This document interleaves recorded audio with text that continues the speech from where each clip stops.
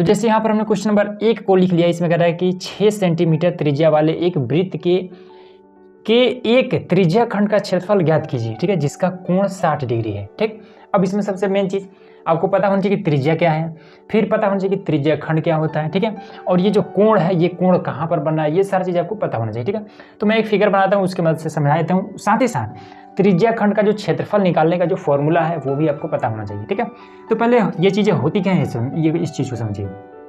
ये मान लीजिए हमारा एक वृत्त है, ठीक, त्रिज्या का मतलब क्या होता है कि मान लेते हैं बीचों बीच ये केंद्र होता है, और त्रिज्या क्या हो जाएगा, ये आधा दूरी, ये यहाँ से यहाँ तक आपका त्रिज्या। ठीक है, त्रिज्या का मतलब ऐसे समझिए कि जो साइकिल की तीली होती है ना, ये तीली चाहे जिधर तरफ रहे क्या होता है, सभी तीली बराबर होते हैं, ऐसा तो है नहीं कोई बड़ा है कोई छोटा है, नहीं, सभी इक्वल होते हैं। ठीक है, तो त्रिज्या मतलब ऐसे समझिए कि साइकिल की जो तीलियाँ होती हैं उसी की बात कर रहे हैं। ठीक है, तो ये हमारा त्रिज्या हो जाएगा। तो त्रिज्या कितना है आपका, 6 सेमी है, तो ये हमारा हो जाएगा 6 सेमी। इतना बात तो क्लियर हुआ। अब इसमें कह रहा है कि 6 सेमी त्रिज्या वाले एक वृत्त के त्रिज्या खंड का क्षेत्रफल ज्ञात कीजिए, ठीक है, जिसका कोण 60 डिग्री है। ठीक, ये चीज़ क्या है, तो अब यहाँ पर हमारा एक कोण बना है जो कि 60 डिग्री है, तो 60 डिग्री पर यहाँ पर कोण, आपको जरूरी नहीं कि एकदम से इसका चांदा का यूज करके इसको बनाइए, बस ऐसा ही आप दर्शा दीजिए।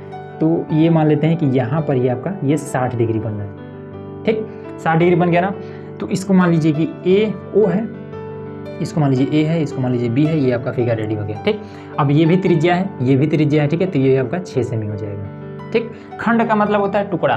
ठीक है, वृत्त में एक त्रिज्या खंड से बना क्षेत्रफल जो बन रहा है उसी का हमें क्षेत्रफल बताना है। ठीक है, इसमें क्या करें, वृत्त के, तो ये हमारा वृत्त का ये जो त्रिज्या के मदद से ये जो त्रिज्या खंड बना है इसी का हमें क्षेत्रफल बताना है कि ये इतना कितना इसका एरिया है, ठीक है, कितना इसका जगह है, वही चीज़ हमें बताना है। इतना बात तो क्लियर हो रहा है ना।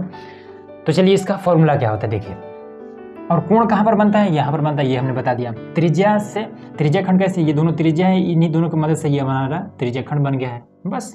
ठीक, चलिए अब इसको हल करते हैं। तो यहाँ पर तो वृत्त के त्रिज्या खंड, वृत्त का त्रिज्या खंड बराबर फॉर्मूला हो जाता है कि थीटा बटे में 360 गुणे पाई आर स्क्वायर, ये होता है। ठीक है, थीटा का मान कितना है, तो यहाँ पर देखिए आर बराबर कितना दिया है, 6 सेमी। ठीक, थीटा का मान, थीटा मतलब कोण कितना है, तो 60 डिग्री।